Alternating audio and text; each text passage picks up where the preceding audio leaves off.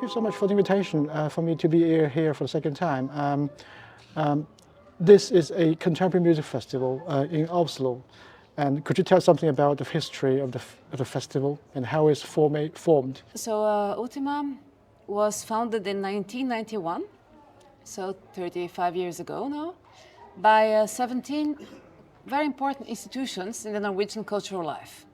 And these institutions, still today, give productions to the festival, and collaborate with the festival in very many ways. And they are, you can see here in our program, we have orchestras, we have the Norwegian Opera and Ballet, we have experimental theater, black box theater, we have two museums, the Munch Museum, the Henny Onstad Museum, we have choirs, ensembles, the Academy of Music, Academy of Arts, Academy of Musicology, and many other institutions that form the festival. And so so Ultima is a big collective effort because we have dialogue with all these institutions for composing the program, and then we have a long list of partners, local partners, international partners, that we exchange on productions, we exchange knowledge about artists, and we also produce together. Yes. I think this is a contemporary music festival, so it presents contemporary music. What kind of contemporary music you present here? Because this is really a big issue.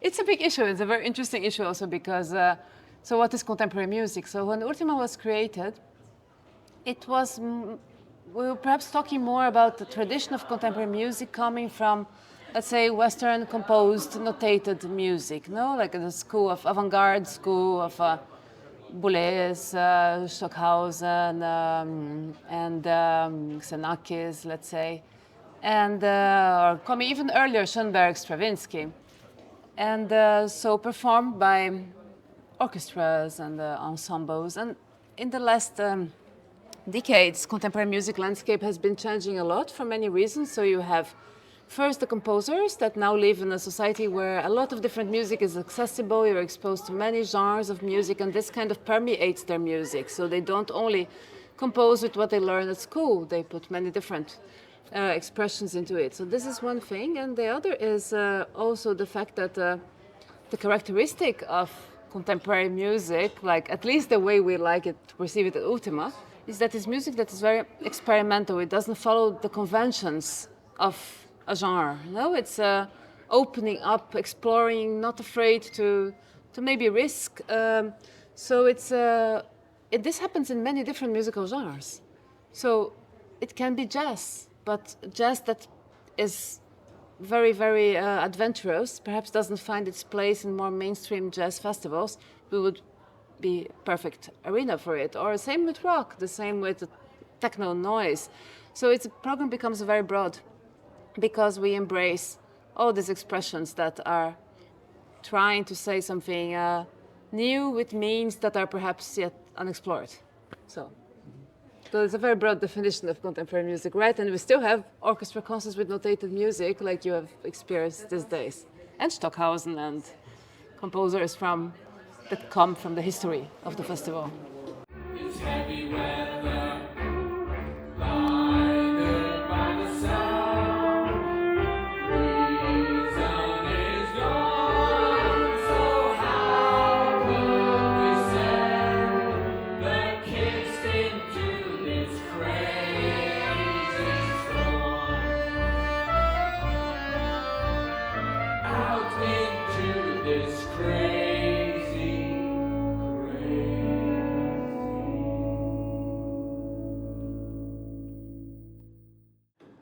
This is my fourth day at Ultima this year, and I experienced a lot of sound installation, music installation, very strong presence of electronic music.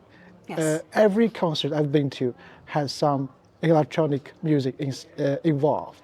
And this is like a kind of feature of Ultima, like sound installation and electronic music.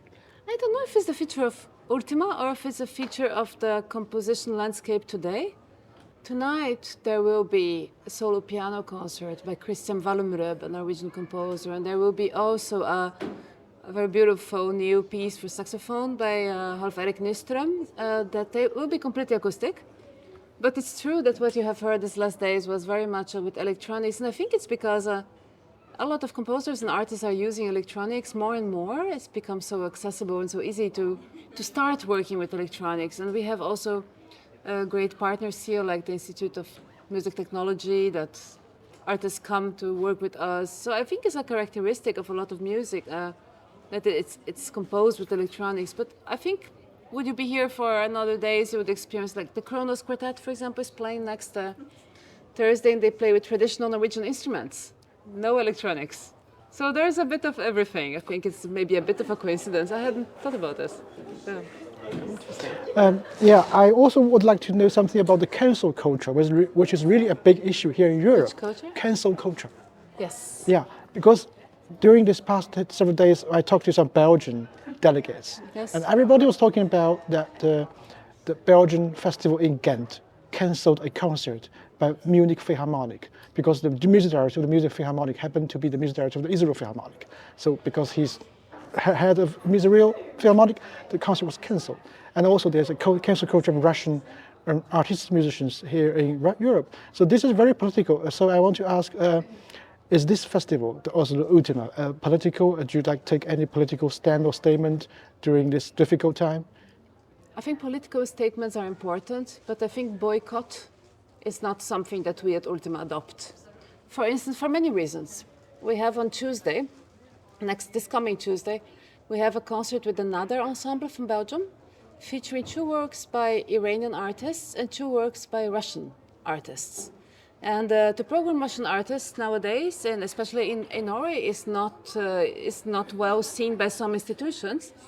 On the other hand, Russia is an immense nation with also people that have things to say against what may be happening in the main political scene. And so this composer, for example, Alexander Kubayev, who is coming to show his pieces here, he has also moved away from his country and has something to say about the situation there through his music. And I think it's very important to keep the channels of communication open, because if we in the culture field just close the communication with the artists, then we will lose also the chance for things in the world to change, our new dialogues to start that can be productive. So, of course, one thing is institutional representation or connections with governments and the public, but we are dealing with artists directly and what the artists are saying.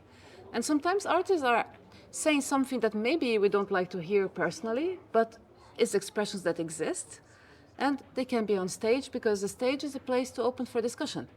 So we cannot just choose all that we like and all the opinion that we already have. You need to put opinions together. You need to put different musical expressions together to create discussion, and perhaps then a dialogue can be born. So I don't believe in boycotting cultures. I see very much the reasons why some institutions and some people would do so. But personally, and also on behalf of Ultima and the members of the foundation, I can very much say that there are other ways as well. And if an artist has something to say that is important and that matters, it doesn't matter where the artist is from. We will bring it to the stage and let the art speak by itself and the dialogue to be promoted. But of course, we are concerned about what these artists are. The artists have a private life, and some artists there's a public life, and there's also something to be looked at there.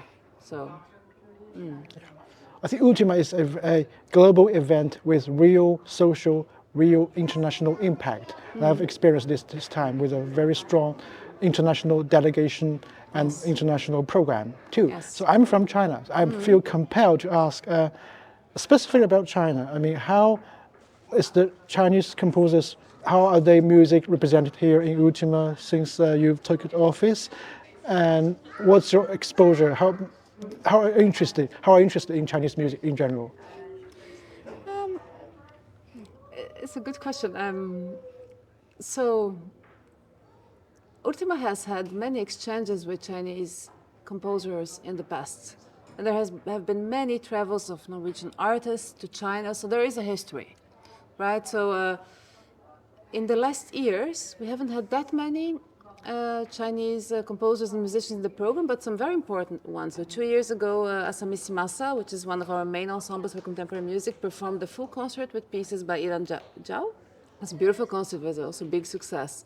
And I think that also many artists would be open to go to China and to perform. Now, I think it's also very interesting to. So I am not so knowledgeable about the music scene in China, which is the reason why we are also inviting people to come here. But I also think that from what I hear, there are different scenes in China. And I'm very interested in discovering the composers that are represented perhaps in the more mainstream scenes. But I'm also very interested in the music that is also represented in other scenes that are perhaps not the official ones, because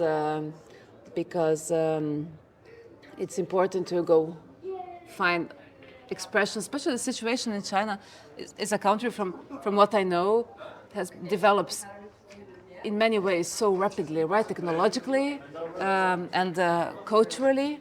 So I can imagine that there are so many interesting things to discover that we don't know. But I also know that there is a past of strong censorship and government control, right? And it's also important to take that into account and it would be interesting to actually show this history. So I'm interested in having an exchange where many of these discussions and talks and history come about through music.